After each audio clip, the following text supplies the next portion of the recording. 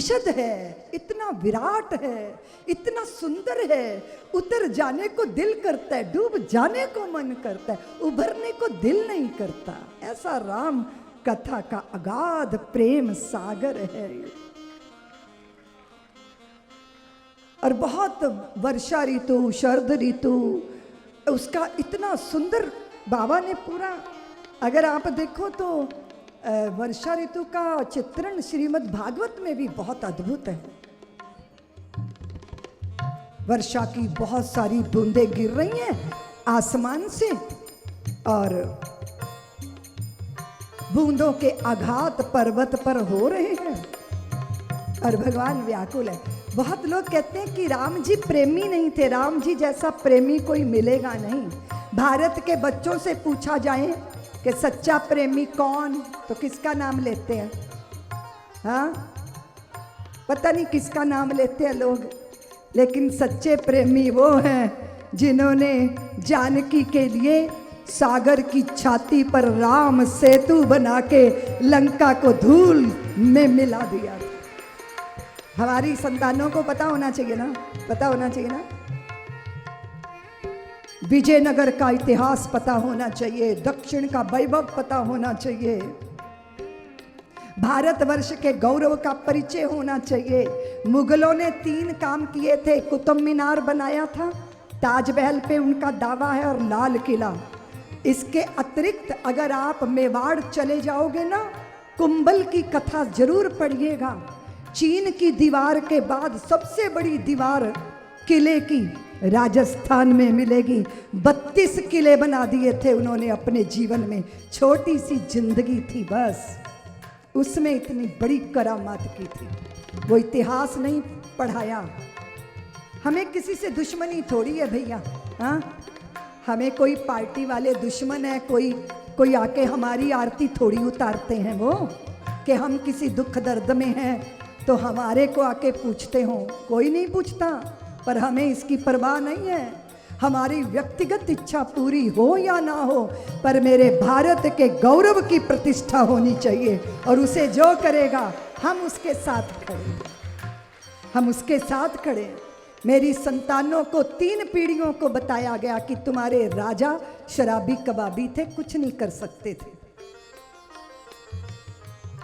ये झूठ था, ये झूठ पढ़ाया गया। वामपंथियों ने इस देश के साथ गद्दारी की। 5 मक्कार हैं वो, 5 मक्कार।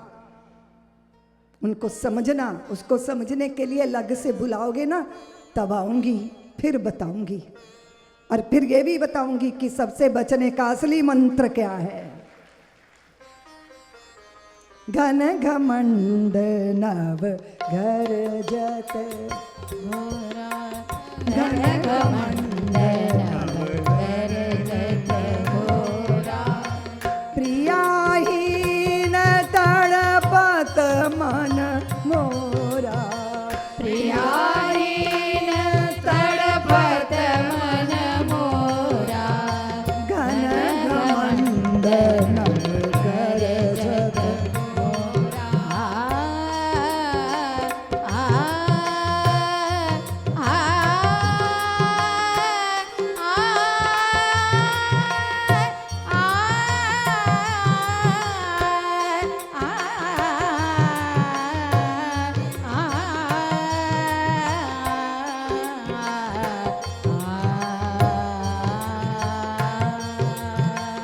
बूंद आघात सहे गिरी कैसे, बूंद आघात सहे गिरी कैसे, खल के वचन संत सहे जैसे, खल के वचन संत सहे जैसे, शूद्र नदी भरी चली तोराई, शूद्र नदी भरी चली तोराई, जस थोरई धन खालई तराई, जस थोरे धन खालई तराई, भूमि परत भाड़ा बर पानी,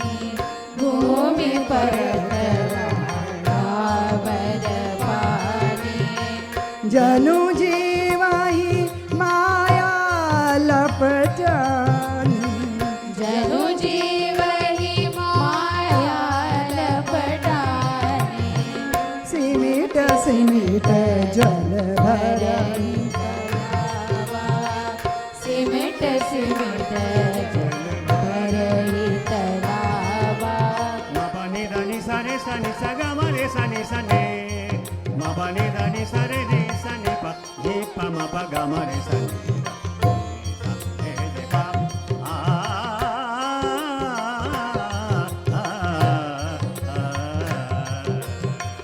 सिमिट सिमिट जल भरहि तलावा जिमि सद्गुण सज्जन पाए आवा जिमि सद्गुण सज्जन पाई आवा घन कमंडल करजत घोरा घन कमंडल करजत घोरा। बहुत सुंदर वर्षा ऋतु का वर्णन किया है बाबा ने।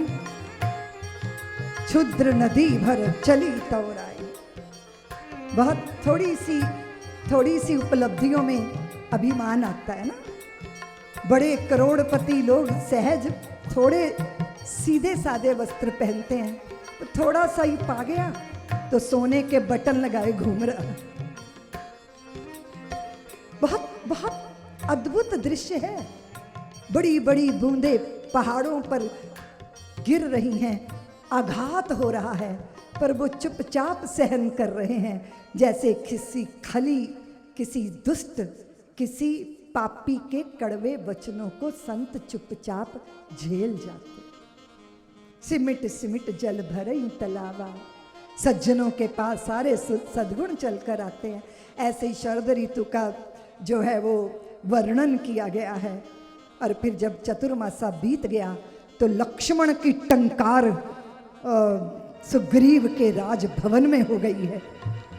और हुआ ये है कि लक्ष्मण को भगवान ने भेजा है। सुग्रीव जैसे जीवात्मा के लिए किसी लक्ष्मण जैसे संत को भेजना पड़ता है ताकि निद्रा से उठे, जागे।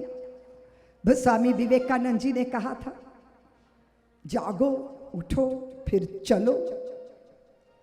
ऐसे ही लक्ष्मण जी को भेजा गया, सुग्रीव को जगाया गया, थोड़ा डराया, थोड़ा धमकाया।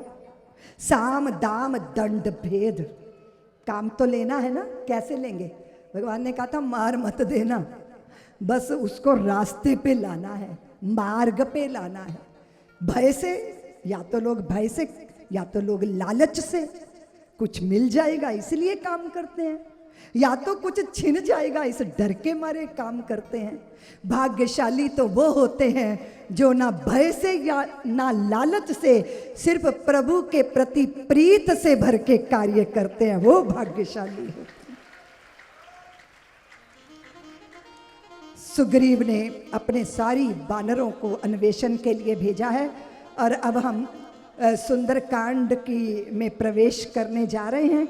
हनुमंत लाल किम कर्तव्य विमूढ़ हैं, और कोई भी हनुमान किम कर्तव्य विमूढ़ हो ही जाता है, फिर कोई ना कोई जामवंत चाहिए होता है जगाने के लिए। सामर्थ्य और बल और विक्रम उसका बोध होना चाहिए, बोध होना चाहिए ना। बहुत पहले हम राम जन्मभूमि के आंदोलन में लगे थे तो लोग कहते थे दीदी माँ मंदिर बन जाएगा ना। अरे मैंने कहा मुझसे क्यों पूछते हो, तुम निश्चित करो। सब लोग मिलकर जब हिंदू ये तय करेंगे कि राम लला जो है वो किसी ढांचे में कैद नहीं रहेंगे और भव्य मंदिर में विराजेंगे, तुम्हारी एक हुंकार, मात्र एक हुंकार,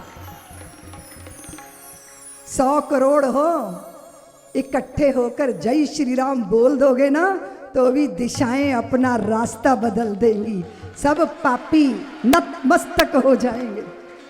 इसलिए अपने उस बल विक्रम को पहचानिए, ठीक है, ठीक है, हाँ। और दूसरी बात, धर्म के नाम पर समझौता नहीं होगा। क्या है समझौता?